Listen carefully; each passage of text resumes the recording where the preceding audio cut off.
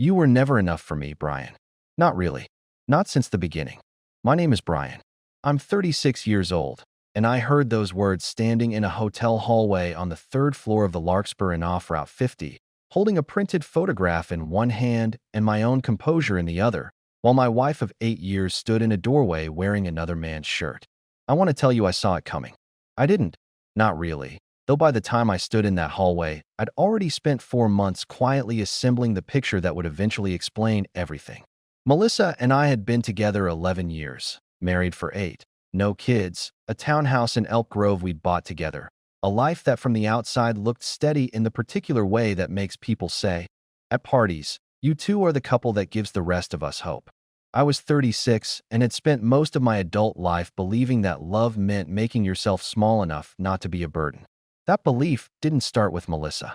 It started long before her, in a childhood where affection always seemed to come with conditions I never fully understood, and by the time I met her, at 25, I already knew how to disappear a little to keep someone else comfortable. I thought that was devotion.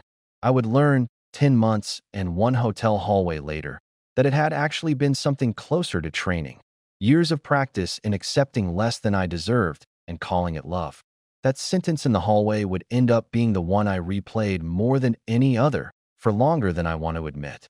Not because it hurt the most in the moment. The moment itself was too loud, too raw, for any single sentence to stand out clearly.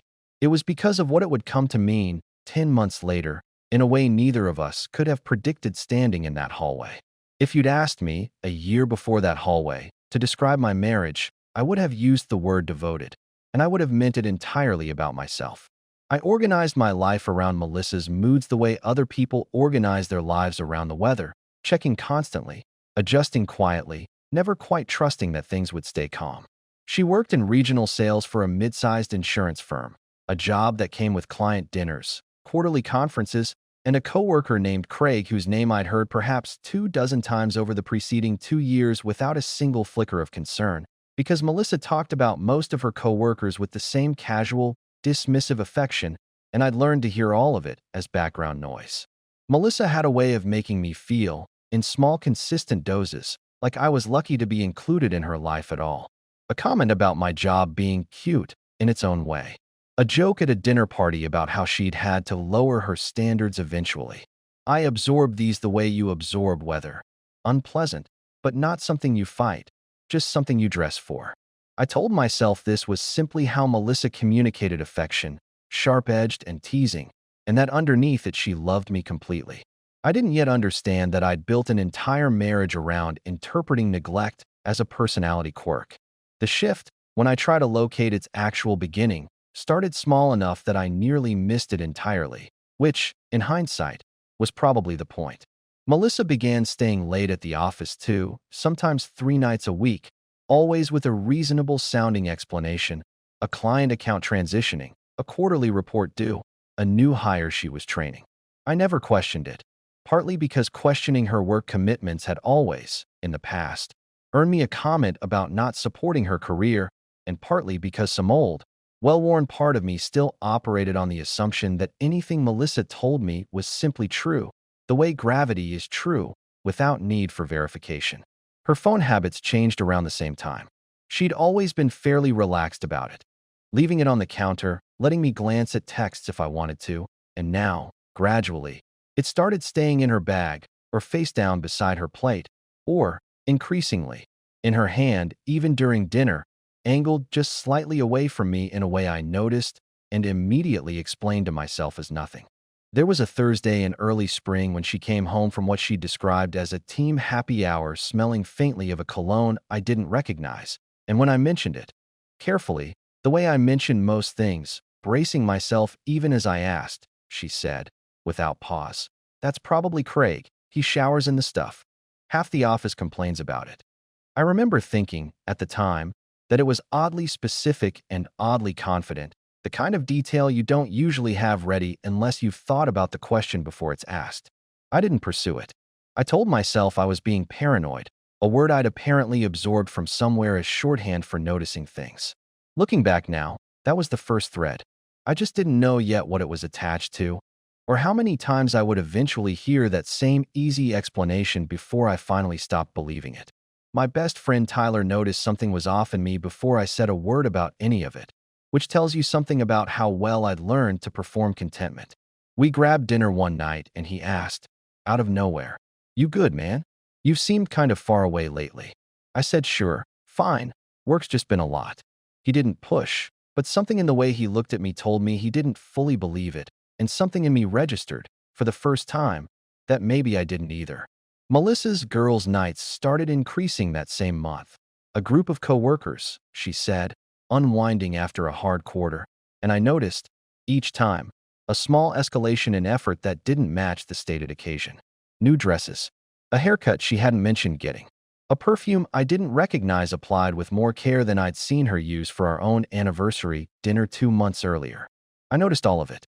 I want to be honest about that, the way I've had to be honest with myself since. I wasn't oblivious. I was afraid, and fear, in my case, had always disguised itself as trust. I want to stop here for a second, because if you've ever caught yourself explaining away something that didn't fit, not because you believed the explanation, but because the alternative felt like more than you could survive, you already know exactly what those months felt like for me. There was a work conference Melissa attended in Reno that spring, 3 days, that I now recognize as one of the earliest turning points, though at the time it seemed like nothing more than routine business travel. She called each night, briefly, sounding distracted, and when I picked her up from the airport, she seemed unusually quiet on the drive home, staring out the window with an expression I couldn't read, answering my questions about the conference in clipped, generic phrases that told me nothing at all. I didn't know it then. This is what Melissa told me, much later, about that trip. Craig was at that conference too, and I told myself the whole flight there that nothing was going to happen, that I could handle being around him for 3 days without it turning into anything. The first night we ended up at the hotel bar with half the regional team, and by the time everyone else had gone up to their rooms, it was just the two of us, and he said something about how tired he was of being the only person in his life who actually noticed him. I remember thinking, sitting there, that I understood exactly what he meant, because some nights I felt completely invisible in my own house. I told myself, going up to his room that first night, that this would be a one-time thing, a stress release, nothing that would follow me home. I believed that, standing in the elevator. I didn't believe it anymore by the time I got on the plane back. That's what she told me, much later. I knew none of it yet, driving home from the airport with a wife who wouldn't look at me. Something happened at a dinner with her parents a few weeks after that trip that I still think about. In the same way you think about a warning sign you saw clearly and still somehow managed to misread. Melissa's phone buzzed on the table, face up for once, and I caught a name, Craig, and a message preview that read, before she snatched it away, "Thinking about last week." She laughed it off, said something about a work project going sideways that Craig wouldn't stop texting her about, and I let it go, because the alternative, actually asking the question sitting in my chest, felt like more than the dinner table could hold. That was the second turning point, though I didn't recognize it as one yet. I called it a coincidence then. I wouldn't call it that anymore. I called Tyler that night, finally telling him the whole accumulated weight of what I'd been noticing. The cologne, the increased effort for girls' nights, Reno, the message. He didn't tell me I was crazy. He didn't tell me I was right, either. He just said, "You need to actually find out, Brian. Not guess. Find out." I didn't yet know what that would require of me, or how much of myself I'd have to set aside to do it. I started, in the weeks after that dinner, doing something I'd never imagined myself capable of, checking. Quietly, at first, almost apologetically, as though I were the one doing something wrong. I looked at our shared phone plan bill online one evening while Melissa was in the shower, scanning the call log for a number I didn't recognize, and found one, appearing dozens of times over the preceding 2 months. Calls at odd hours, calls lasting 40 minutes, an hour, once nearly 2 hours on a night Melissa had told me she'd fallen asleep early. I didn't confront her with it. I told myself I needed more before I said anything, which was true, but underneath that reasonable caution was something rawer, a fear that if I said something too soon, she'd simply explain it away again, the way she'd explained away the cologne and the perfume and the trip to Reno. And I would be left with nothing except one more reason to distrust my own instincts. Melissa's behavior escalated in small, observable ways that month that I noticed and, at the time, misread as something else entirely. She started taking calls in the garage, a place she'd never gone for privacy before, claiming the reception was better out there. She began deleting her call log entirely, something I only discovered by accident, checking the bill against what actually showed on her phone and finding half the calls simply gone. When I mentioned, casually, that I'd tried to call her back during one of her team dinners, and it had gone straight to voicemail, she said her phone had died, delivered with a speed and smoothness that, looking back, should have told me everything about how practiced this particular lie had become. I confided in my therapist, Dr. Ellis, whom I'd started seeing a few months earlier for what I described, at our first appointment, as general anxiety, a description I now understand was itself a kind of avoidance, a way of seeking help for the symptom while protecting the source. Dr. Ellis, hearing about the phone bill and the garage calls and the vanished call log, asked me a question that stayed with me longer than almost anything else in this whole ordeal. "Brian, what do you think would happen if you asked her directly, right now, and she told you the truth?" I sat with that question for a long time before I answered. I finally said, "I'm more afraid of what I'd have to do with the truth than I am of not knowing it." She didn't say anything else. She let that sit in the room, and I understood, driving home, that I'd just admitted something to myself I'd been avoiding for months. If you've ever been more afraid of what you'd have to do with the truth than of the not knowing itself, you understand exactly why I kept gathering evidence instead of simply asking the question out loud. I began following Melissa's whereabouts more directly after that session, using a tracking app one installed on our shared family plan under the guise of a security update, a decision I'm still not fully at peace with, morally, though I've made a kind of peace with the fact that I needed, finally, some version of the truth I couldn't be talked out of. The app showed me, within the first week, a pattern that matched everything I'd already half known. Her location on girls' nights wasn't the wine bar downtown she'd described. It was an address in Rockland, a condo complex I didn't recognize, visited on a schedule too regular to be coincidence. I sat with that discovery the way you sit with a diagnosis, quietly, alone, turning it over and over as though enough examination might change what it meant. The feeling wasn't the explosion I might have expected. It was quieter and heavier, a grief that starts before anything has technically ended, mourning a version of my marriage I now understood might have stopped existing months before I noticed. Tyler, when I told him about the condo, didn't hesitate.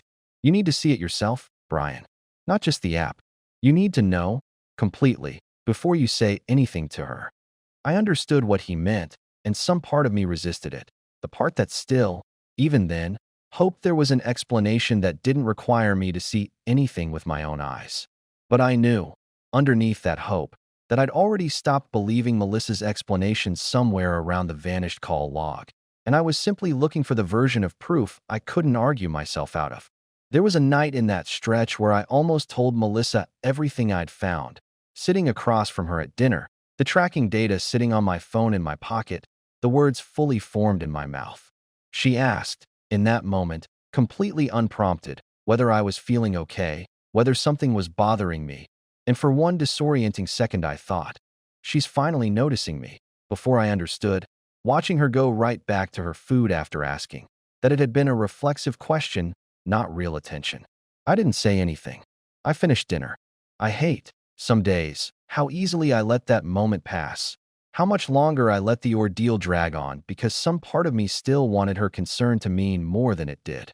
By the time I'd confirmed the Rockland address, learned the name attached to the unit, Craig, the same Craig, the coworker whose cologne had apparently followed my wife home from a happy hour 8 months earlier, I understood I had reached the end of what I could learn quietly.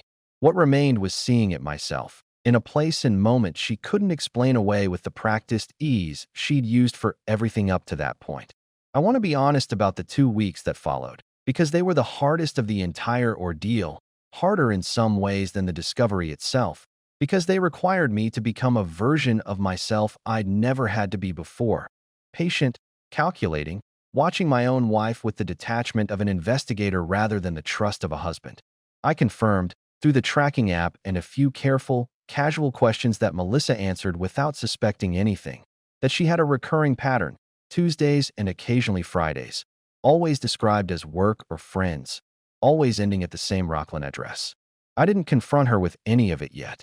Dr. Ellis, in our sessions, kept returning to the same underlying question, reframed different ways.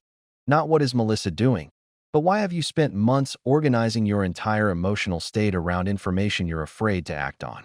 I didn't have a clean answer. I still don't, entirely, except to say that some part of me had spent so long believing I wasn't enough for anyone that confirming it, definitively, felt like confirming something I'd already privately decided was true about myself. The photograph came first. I drove to the Rockland complex on a Tuesday evening, parked half a block down, and waited, feeling less like a wronged husband and more like a stranger conducting surveillance on his own life. Melissa arrived at 6:50, let herself in with a key, not a knock, a detail that told me, more than almost anything else, how long this had actually been going on. I took a photograph through my windshield, badly framed, hands unsteady in a way that embarrassed me even alone in my car. It was enough.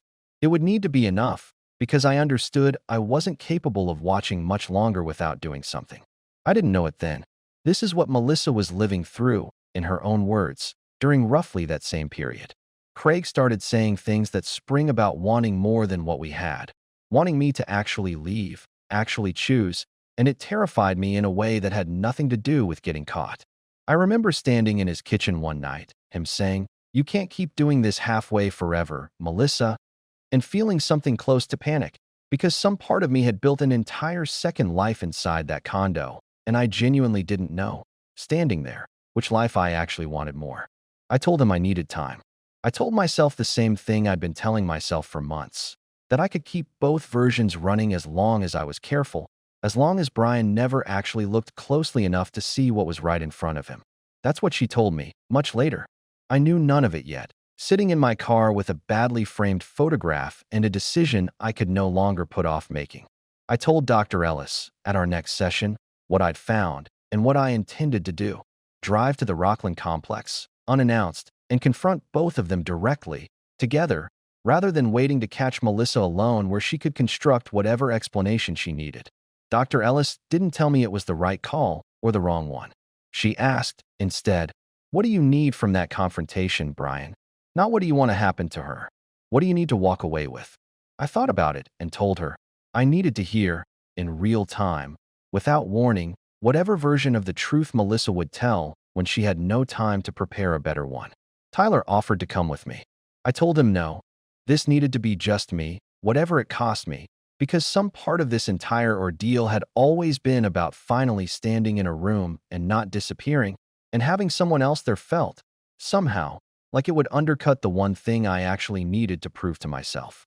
I drove to the Larkspur Inn, not the Rockland condo after all, because that Tuesday, tracking her location in real time, I watched her drive somewhere new and followed, arriving at a mid-range hotel off Route 50 where she'd apparently decided, for whatever reason, to meet Craig that particular evening instead.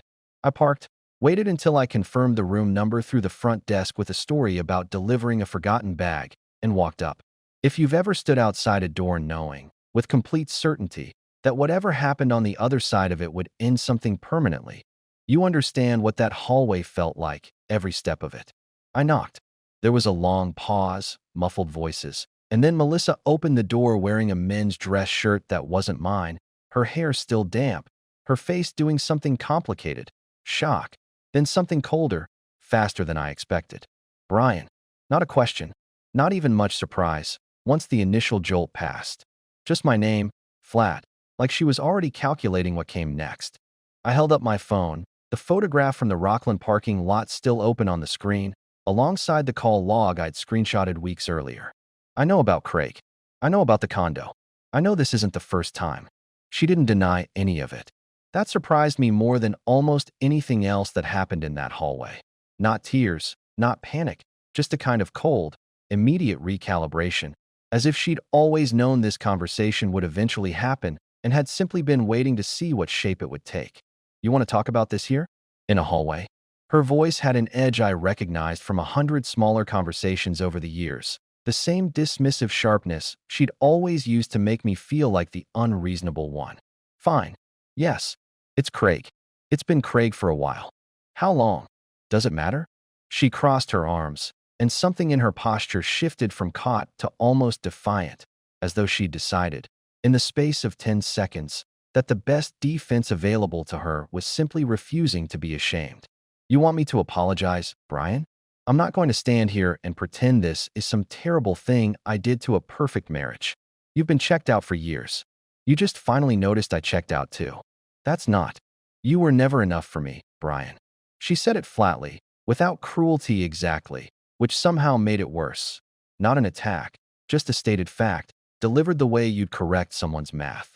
Not really. Not since the beginning. I don't say that to hurt you. I say it because it's true, and I'm tired of pretending it isn't. The hallway went very quiet.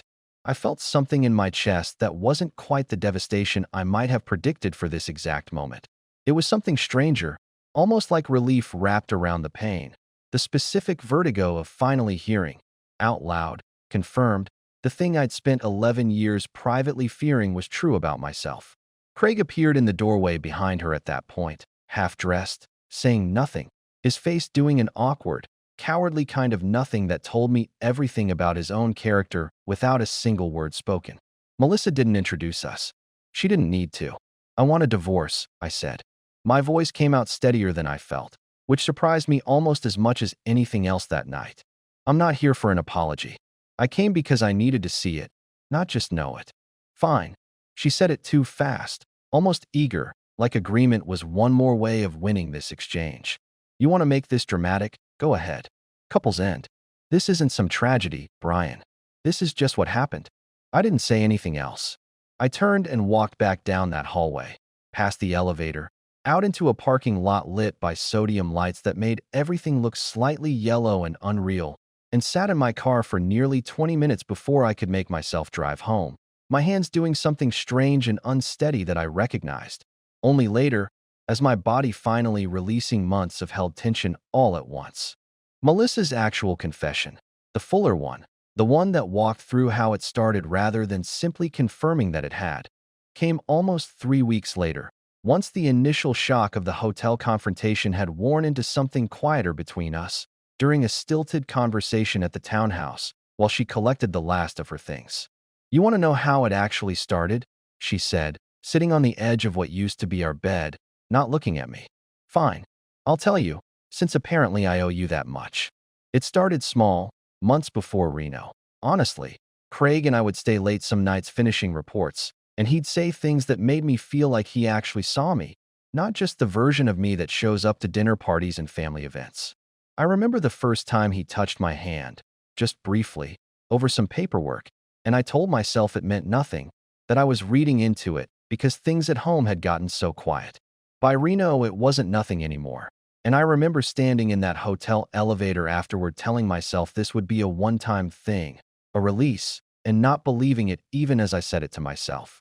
I kept going back because it felt like being seen for the first time in years, and I told myself that didn't take anything away from you, that I could keep both things running if I was careful enough. I was scared constantly, not scared enough to stop, just scared enough to get better at covering it. I stopped being able to look at our wedding photo in the hallway some mornings, so I started avoiding that hallway completely, and it took me weeks to even notice I was doing it. Craig wanted more than I was willing to give these past couple months, wanted me to actually leave you, and I kept stalling, because some part of me still didn't want to admit, out loud, that I'd already left months earlier in every way that mattered.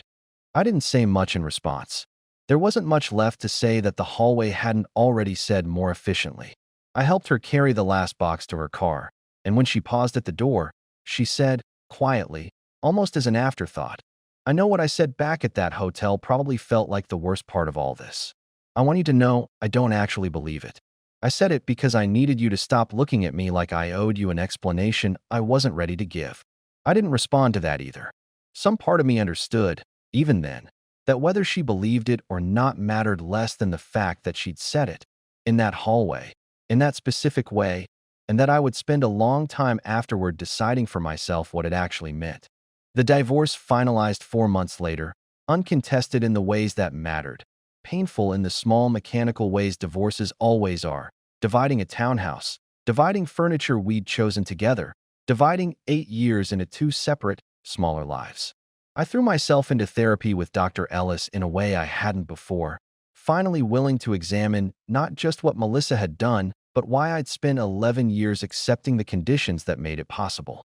We worked through the childhood patterns that had taught me to interpret neglect as normal, the ways I'd confused being needed with being loved, the specific, exhausting work of learning to take up space in my own life without apologizing for it first. It was slow. It wasn't linear. There were nights I called Tyler at 11 p.m. just to hear another human voice confirm that I wasn't imagining the whole thing, and he always picked up, every time, without complaint. My work noticed the change before I fully did. I'd always been competent at my job, but competence had always come wrapped in a kind of visible smallness, a reluctance to advocate for my own ideas in meetings.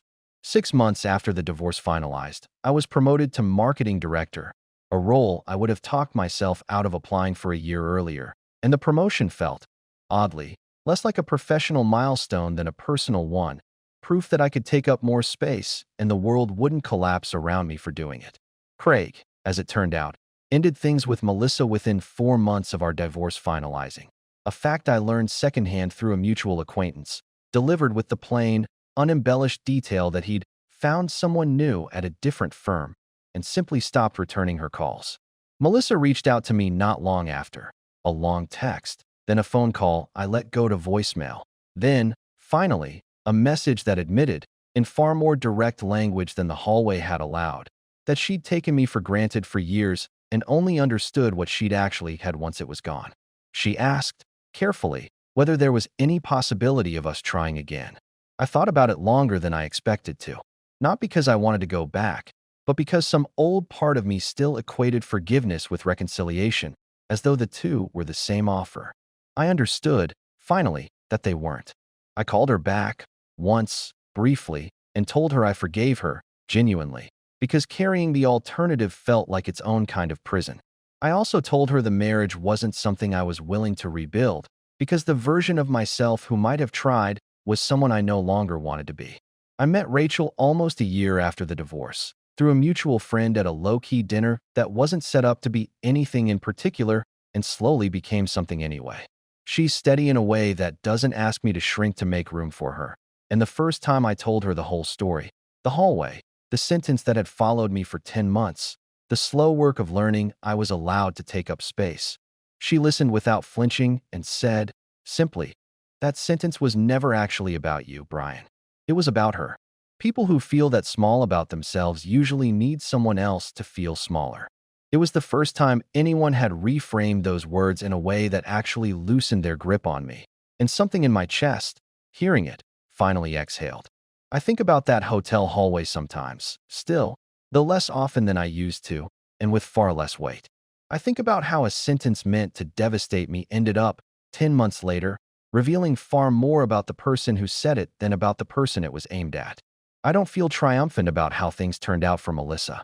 I feel, mostly, a quiet kind of clarity. The understanding that the ending of that marriage was never actually a referendum on my worth, no matter how convincingly it was delivered as one. The cruelest irony in this story is that Melissa's most devastating sentence, the one meant to establish permanent, unanswerable dominance over the situation, became, over time, the exact evidence that revealed the smallness of her own position. "You were never enough for me," wasn't really a statement about Brian's inadequacy. It was a statement about Melissa's need, in the moment she felt most exposed, to make someone else feel smaller than she did. People rarely reach for cruelty that's specific and that immediate unless they're protecting something fragile in themselves. In this case, the fact that she'd spent months constructing a second life she wasn't proud of and needed, desperately, for the confrontation to be about anyone's failure but her own. What the story reveals about Brian's arc is less about naivety and more about the long-term cost of mistaking self-erasure for devotion. His blind spot wasn't trusting Melissa too completely. It was believing, for 11 years, that love required him to accept whatever version of himself made her most comfortable, even when that version required him to disappear a little more each year. The affair didn't create that pattern. It simply exploited a vulnerability that had existed since long before Melissa ever met him, which is why his healing, ultimately, had to happen independently of whatever closure or apology Melissa eventually offered. The turning points that mattered most weren't dramatic. They were quiet. The vanished call log. The question Dr. Ellis asked about what he needed from the confrontation rather than what he wanted to happen to her. The moment Rachel finally reframed the hallway sentence as revealing Melissa's smallness rather than his own. Each one moved Brian slightly further from a lifetime habit of interpreting his own reasonable needs as unreasonable burdens. There's a harder question worth sitting with underneath all of it. How many people spend years accepting diminishment in a relationship, mistaking the absence of open conflict for the presence of love, right up until a single sentence, meant to wound, finally forces them to examine the whole shape of what they'd been calling devotion? What stays with me longest from this story isn't the hotel hallway or even the confession that followed. It's how long Brian spent interpreting small, ongoing neglect as a personality quirk rather than a pattern, because naming it clearly would have meant admitting how much of himself he'd already given away. Here's the quiet question worth carrying. If someone in your life has made you feel small in ways you've learned to explain away, what would it cost you to actually name that pattern out loud, to yourself, before someone else's cruelty forces the question? If someone has ever told you that you weren't enough for them, in a moment clearly meant to hurt more than to inform, I'd love to hear, in one word in the comments, who that person was for you. Thank you for staying with Brian's story all the way through. It means something to have it heard by people who understand exactly what that kind of quiet cost feels like to finally set down.